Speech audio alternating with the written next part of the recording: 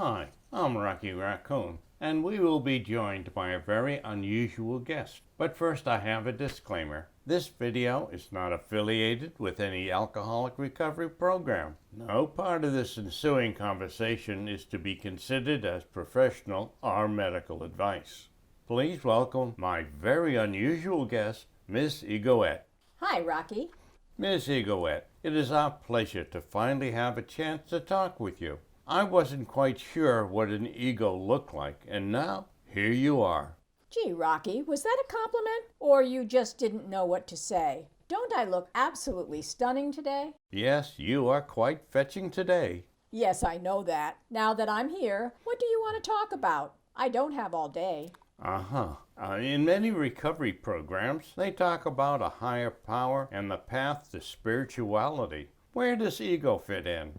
Oh, that pain in the ass higher power. Every time I try to do something great, it gets in the way. Look, I don't like playing second fiddle to anyone. So I take it that you and her higher power don't get along? We were doing just fine before Ms. HP showed up. We had some great parties and lots of drinking. Sure, my gal blacked out once in a while, but what harm did it do? A few episodes ago, we interviewed Lorraine's liver. She was showing signs of cirrhosis due to excessive drinking. Well, that's because Lorraine doesn't know how to drink. My gal has it under control. We work together just fine. That higher power keeps putting a damper on things, and then I don't feel important anymore. If you are promoting drinking, isn't that a bad judgment call? Drinking is just a small part of my control. I am in charge of my gal's attitudes, relationships, and a whole bunch of other day-to-day decisions.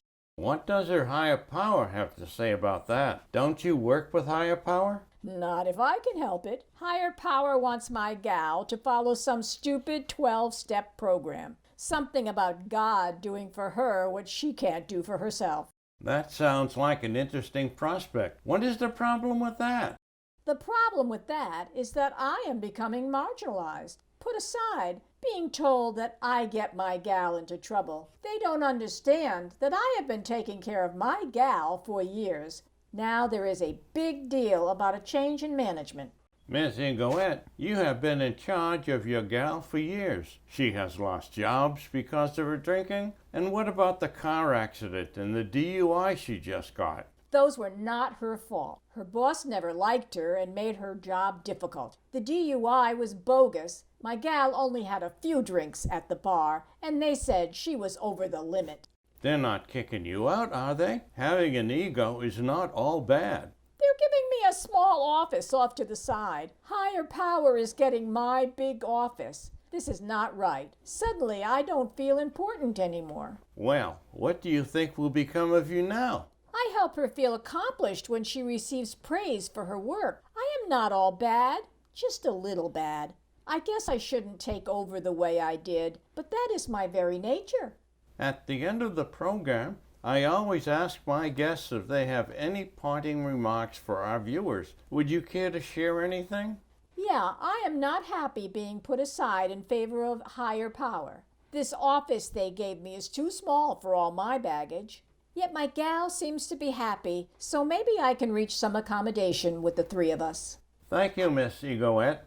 I'd like to invite you back at a future episode. Yeah, sure.